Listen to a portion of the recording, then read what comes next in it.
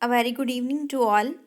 आज का हमारा टॉपिक है ordinal utility theory, indifference curve approach, क्रमवाचक उपयोगिता सिद्धांत तथा तटस्थावक्र विश्लेषण। इस टॉपिक के बारे में हम पहले भी चर्चा कर चुके हैं, जिसमें हमने पढ़ा कि तटस्थावक्र की ये टेक्निक सबसे पहले किसने दी और तटस्थावक्र का दो वस्तुओं के संदर्भ में प्रयोग कौन कौन से अर्थशास्त्रियों ने किया। फिर हमने पढ़ा कि उपयोगिता की गणनावाचक विचारधारा क्या बतलाती है और उपयोगिता की क्रमवाचक विचारधारा क्या बताती है।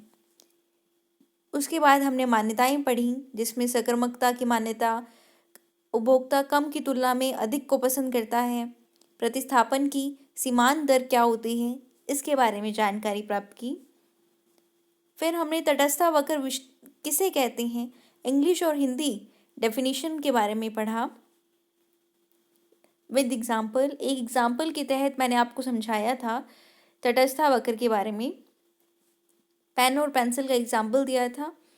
फिर ये सारणी में मैंने आपको विभिन्न संयोग बताई थी, ABCD। उसके बाद ये डायग्राम मैंने पढ़ाया था और ये डायग्राम हुआ IC का, इंडिफरेंस कर्व का।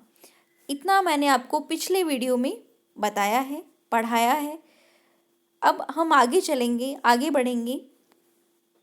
आगे की स्लाइड है सीमांत प्रतिस्थापन दर। सीमांत प्रतिस्थापन दर वह दर होती है जिस पर एक उपभोक्ता Y वस्तु की अतिरिक्त इकाइयाँ पाने के लिए X वस्तु की कितनी इकाइयाँ त्यागने के लिए तैयार है। सीमांत प्रतिस्थापन दर इंग्लिश में कहते हैं marginal rate of substitution. English में कहते हैं मार्जिनल रेट ऑफ सब्स्टिट्यूशन, मतलब एक वस्तु की अतिरिक्त इकाई प्राप्त करने के लिए दूसरी वस्तु की कितनी इकाइयाँ एक उपभोक्ता देने के लिए तैयार होगा, उसे कहेंगे सीमांत प्रतिस्थापन दर। सीमांत प्रतिस्थापन दर, एक वस्तु की अतिरिक्त इकाई प्राप्त करने के लिए एक उपभोक्ता दूसरी वस्तु की कितनी इकाई देने के लिए तैयार होगा, इसे सीमांत प्रतिस्थापन दर कहेंगे। इंग्लिश में कहें तो marginal rate of substitution of X and Y represents the amount of Y which the consumer has to give up for the gain of one additional unit of X so that his level of satisfaction remains the same। उसी example को आगे बढ़ाते हुए ABCD ये संयोजन तो हमने पढ़े थे, जिसमें हमने कहा था कि एक अतिरिक्त इकाई पेन की प्राप्त करनी है तो पेंसिल की 6 इकाई देने के लिए एक उपभोक्ता तैयार है। तो MRS कितना हुआ, 6। कितना इकाई त्यागी, 6। यहाँ 6:1 भी लिख सकते हैं। एक इकाई पेन की प्राप्त की तो पेंसिल की कितनी इकाई त्यागी, 6। अब देखिए 6 - 4 कितना हुआ, 2, यानी 2 इकाई पेंसिल की देने पर कितनी इकाई, 1 इकाई पेन प्राप्त हुआ। फिर 4 - 3 बराबर 1, 1 इकाई पेंसिल की त्यागी तो 1 इकाई पेन प्राप्त हुआ। यहाँ 1:1 आएगा, 1:1। तो इस प्रकार सीमांत प्रतिस्थापन दर क्या होती है। क्वेश्चन कई बार 2 मार्क्स में पूछा जाता है, बहुत ही सिंपल है कि MRS क्या होता है, सीमांत प्रतिस्थापन दर क्या होती है। सीमांत प्रतिस्थापन दर वह दर होती है जिस पर एक उपभोक्ता एक वस्तु की अतिरिक्त इकाई पाने के लिए दूसरी वस्तु की कितनी इकाइयाँ त्यागने के लिए तैयार होगा। अब देखिए तटस्थावक्र का ढलान, मोस्ट इम्पॉर्टेंट है ये। तटस्थावक्र का ढलान delta Y upon delta X, delta Y upon delta X। X अक्ष पर गुड X है, गुड का मतलब होता है वस्तु, और Y अक्ष पर गुड Y यानी Y वस्तु। अब देखिए delta Y upon delta X ये तटस्था वक्र है, IC है। Y की कितनी इकाइयाँ त्यागी, Y की त्यागी 5 से 3 यानी 2 इकाई त्यागी, 5 - 3 बराबर 2। और X की कितनी इकाई प्राप्त की, 2 से 3 यानी 1, 2, 3। यहाँ पर माइनस का साइन क्या है, त्यागने का। एक अतिरिक्त इकाई प्राप्त हुई, +1 हुई, और त्यागा कितना, -2। X वस्तु की अतिरिक्त इकाई के उपभोग के लिए वस्तु Y की 2 इकाइयों का त्याग करता है। तटस्थावक्र की ऋणात्मक ढाल का अभिप्राय है इसका ढलान बाएं से दाएं नीचे की ओर ढलवाएं। तटस्थावक्र का जो ढलान है वो ऋणात्मक होता है। इसका मतलब क्या होता है कि इसका ढलान क्या है, बाएं से दाएं है, नीचे की ओर ढलवाएं। ये तटस्था वक्र के ढलान कई बार एग्जाम से पूछा जाता है कि slope of the indifference curve क्या होता है, delta Y upon delta X. ये है लंब और ये आधार। लंब कितना हुआ 5 माइनस 3 2, और आधार कितना हुआ 3 माइनस 2 1। ये है तटस्था वक्र का ढलान, इंग्लिश में कहते हैं slope of the indifference curve. Next topic है हमारा तटस्था वक्र की विशेषताएं। कैरेक्टरिस्टिक्स क्या है इंडिफरेंस कर्व की, तटस्था वक्र की विशेषताएं क्या क्या हैं, आइए जानते हैं तटस्था वक्र की विशेषताएं क्या क्या हैं। एक तटस्था वक्र की ढलान नीचे दाईं ओर होती है। तटस्था वक्र की ढलान कैसी होती है, नीचे दाईं ओर। ये तटस्था वक्र आईसी आपको यहाँ शो किया हुआ है। एक्स वस्तु दिखाई गई है एक्स अक्ष पर, वाई वस्तु दिखाई गई है वाई अक्ष पर। एक वस्तु का उपभोग किया जाता है, मान लीजिए एक्स वस्तु का उपभोग कर रही है तो दूसरी वस्तु कम उपभोग होता है, तो वाई वस्तु का उपभोग हमें त्यागना होगा। एक्स वस्तु का उपभोग बढ़ाएंगे तो वाई वस्तु का उपभोग हमें त्यागना होगा। जब एक्स वस्तु का उपभोग बढ़ाया जाता है तो वाई वस्तु का उपभोग कम हो जाता है। एक्स वस्तु का उपभोग बढ़ाया जाता है तो वाई वस्तु का उपभोग कम हो जाता है। वस्तु एक्स का उपभोग वस्तु वाई के उपभोग से विपरीत रूप से संबंधित है। ये तटस्था वक्र को ऋणात्मक ढलान प्रदान करता है, इसलिए तटस्था वक्र का ढाल जो है वो नीचे की ओर होता है।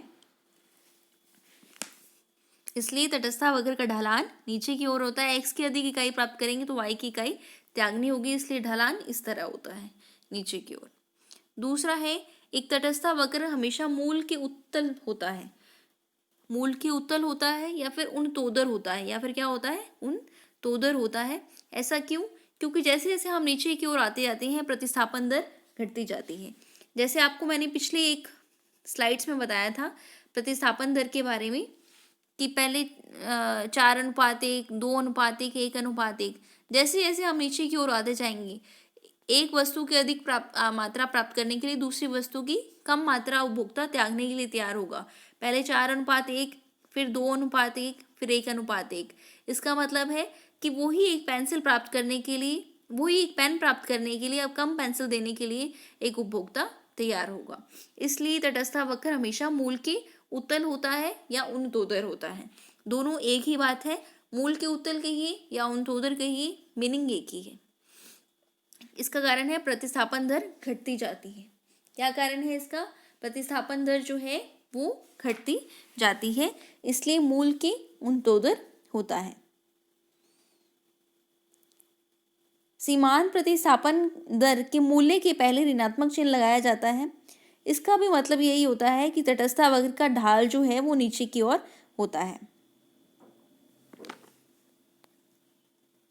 नेक्स्ट है, तटस्था वक्र एक दूसरे को प्रतिच्छेद नहीं करते। तटस्था वक्र एक दूसरे को प्रतिच्छेद नहीं करते। ऐसा इसलिए होता है, यहाँ मैंने कारण दिया हुआ है, यहाँ डायग्राम है। ऐसा इसलिए होता है क्योंकि जैसे ही हम जानते हैं कि उच्च वक्र पर वस्तुओं के उच्च संयोजन प्राप्त होते हैं। उच्च वक्र, ऊंचा तटस्था वक्र अधिक संतुष्टि प्रदान करेगा कंपैरेटिवली नीचे तटस्था वक्र के। मान लीजिए ए तटस्था वक्र है, ये बी है और ये सी है, तो ए तटस्था वक्र सबसे ज़्यादा सेटिस्फेक्शन प्रदान करेगा। उच्च वक्र पर वस्तु के उच्च संयोजन प्राप्त होते हैं। अब IC2 उच्च वक्र है तो बी पर सेटिस्फेक्शन ए की कंपैरेटिवली क्या है? कम है। बी पर सेटिस्फेक्शन ए की कंपैरेटिवली क्या है? कम है। और ए और सी पर सेटिस्फेक्शन सेम है, बी और सी पर सेटिस्फेक्शन सेम है।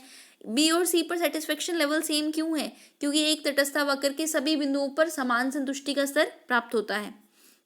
दोबारा सुनिए, बी और सी पर संतुष्टि का स्तर समान है क्योंकि एक तटस्था वक्र पर जितने भी बिंदु होंगे उस पर संतुष्टि का स्तर समान रहेगा। ए और सी पर भी संतुष्टि का स्तर समान है क्योंकि इसमें भी वही बात अप्लाई होगी कि एक तटस्था वक्र पर जितने भी बिंदु होंगे संतुष्टि का स्तर समान रहेगा, किंतु ए और बी पर संतुष्टि का स्तर भिन्न भिन्न है। इसका मतलब है कि ए और बी संतुष्टि का स्तर भिन्न इसलिए है क्योंकि बी पॉइंट पर अधिक संतुष्टि मिलेगी, वो ऊंची तटस्था वक्र पर है, और ए पॉइंट पर कम संतुष्टि मिलेगी क्योंकि वो नीचे तटस्था वक्र पर है। तो इन तीनों का ये जो सिस्टम है ये सही नहीं बैठेगा। क्यों नहीं बैठेगा? क्योंकि यदि ए और सी पर समान है तो बी और सी पर भी समान होना चाहिए। सी पर उतना ही तो होगा जितना बी पर है, लेकिन ऐसा नहीं होता। इसलिए दो तटस्था वक्र एक दूसरे को नहीं काट सकते।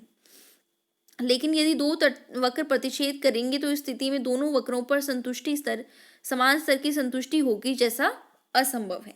यहाँ पर ए और बी पर समान स्तर की संतुष्टि होनी चाहिए, लेकिन ऐसा संभव नहीं है, क्योंकि ये बी ऊंचे तटस्थ वक्र पर है, ए नीचे तटस्थ वक्र पर है। आशा है कि आप इस पॉइंट को समझ गए होंगे, क्लियर हो चुका होगा। फिर भी नहीं क्लियर हुआ तो आप दोबारा पूछ सकते हैं, कमेंट सेक्शन में डाल सकते हैं। तटस्थ मानचित्र, इंडिफरेंस कर्व डायग्राम। तटस्थ मानचित्र क्या होता है? तीन विभिन्न तटस्थ वक्र दे रखे हैं जो कि उपभोक्ता की विभिन्न संतुष्टि की दरों को दर्शाते हैं। ये तीन तटस्थ वक्र दे रखे हैं। IC1 पर संतुष्टि का स्तर कम है, IC2 पर संतुष्टि का स्तर अधिक है और IC3 पर संतुष्टि का स्तर उससे अधिक है। तीन तटस्थ वक्र अलग अलग संतुष्टि को दर्शा रही हैं। जैसे जैसे हम ऊपर तटस्थ वक्र की ओर बढ़ रहे हैं, संतुष्टि का स्तर भी बढ़ रहा है। तीन विभिन्न तटस्थ वक्र दे रखे हैं जो उपभोक्ता की विभिन्न संतुष्टि की दरों को दर्शाते हैं। यहाँ उच्च तटस्थ वक्र का मतलब उच्च स्तर की संतुष्टि से। IC3 तटस्थ वक्र का मतलब है कि उच्च स्तर की संतुष्टि मिलेगी, अतः उपभोक्ता उच्च वक्र को तवज्जो देगा। IC2 के जितने भी संयोजन होंगे वे IC1 के ज़्यादा मुकाबले संतुष्टि देंगे। मतलब IC3 सबसे ज़्यादा संतुष्टि देगा, उससे कम IC2 संतुष्टि देगा और उससे कम IC1 संतुष्टि देगा, क्योंकि इसमें वस्तुओं की संख्या ज़्यादा होगी। अब देखिए, IC3 ज़्यादा है, IC2 उससे कम, IC1 उससे कम। सिंपल सी भाषा में मैं कहूँ कि जैसे जैसे हम ऊपर की ओर जाएंगे, तटस्थ वक्र में ऊपर की ओर बढ़ेंगे, संतुष्टि का स्तर बढ़ जाएगा। और जब तटस्थ वक्र को एक डायग्राम वे में प्रदर्शित करेंगे, विभिन्न तटस्थ वक्र एक साथ दिखाई देंगे, तो इसे तटस्थ मानचित्र का नाम दे दिया जाता है। तो इसे कहते हैं तटस्थ मानचित्र। विभिन्न प्रकार के तटस्थ वक्र को एक ही डायग्राम में शो करने पर इसे तटस्थ मानचित्र कहलाते हैं। एक रेखा चित्र में तटस्थ वक्रों का समूह तटस्थ मानचित्र कहलाता है। तटस्थ वक्र एक दूसरे के समानांतर नहीं होते। तटस्थ वक्र कभी एक दूसरे को छूते भी नहीं हैं और काटते भी नहीं हैं। ये भी इंपॉर्टेंट पॉइंट्स हैं कि तटस्थ वक्र एक दूसरे के समानांतर भी नहीं होते और तटस्थ वक्र एक दूसरे को ना छूते हैं और ना ही काटते हैं। IC doesn't meet either axis. IC doesn't meet either axis, इसका मतलब है तटस्थ वक्र कभी अक्षों को स्पर्श नहीं करता। तटस्थ वक्र कभी अक्षों को स्पर्श नहीं करता। ये एक्स अक्ष को और वाई अक्ष को स्पर्श नहीं करेगा, ये गलत है डायग्राम। क्यों नहीं करता? आप रीजन बता सकते हैं। इसका कारण ये है कि अगर तटस्थ वक्र किसी एक अक्ष को स्पर्श करेगा, मान लीजिए कि एक्स अक्ष को स्पर्श किया, तो तटस्थ वक्र का मीनिंग क्या होता है? दो वस्तुओं का संयोग। एक्स अक्ष को स्पर्श किया तो केवल एक्स वस्तु का ही उपभोग कर पाएगा, और वाई अक्ष को स्पर्श किया तो इसका मतलब है कि केवल वाई वस्तु का ही उपभोग कर पाएगा, जो कि संभव नहीं है। हम ये जानते हैं कि तटस्थ वक्र दो वस्तुओं का ऐसा समूह है जो उपभोक्ता को एक समान संतुष्टि प्रदान करता है। तो यहाँ अगर एक एक्स को स्पर्श करेगा तो तटस्थ वक्र की परिभाषा ही गलत हो जाएगी, क्योंकि तटस्थ वक्र के लिए दो वस्तुओं का होना अनिवार्य है। इसलिए हम कहते हैं कि तटस्थ वक्र कभी अक्षों को स्पर्श नहीं करता। तटस्थ वक्र कभी अक्षों को स्पर्श नहीं करता।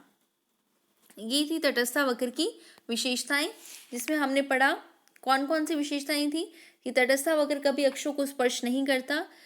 तटस्थ मानचित्र किसे कहते हैं? दो तटस्थ वक्र एक दूसरे को नहीं काट सकते। क्यों नहीं काट सकते? क्योंकि एक बिंदु सी बिंदु बी की दाईं और ऊपर की ओर स्थित है, और बिंदु बी की तुलना में बिंदु ए को क्या मिल रही है? कम संतुष्टि मिल रही है। तीनों जो पॉइंट्स हैं वो तटस्थ वक्र की विशेषताओं को फुलफिल नहीं कर पा रहे, इसलिए तटस्थ वक्र कभी एक दूसरे को प्रतिच्छेद नहीं करते।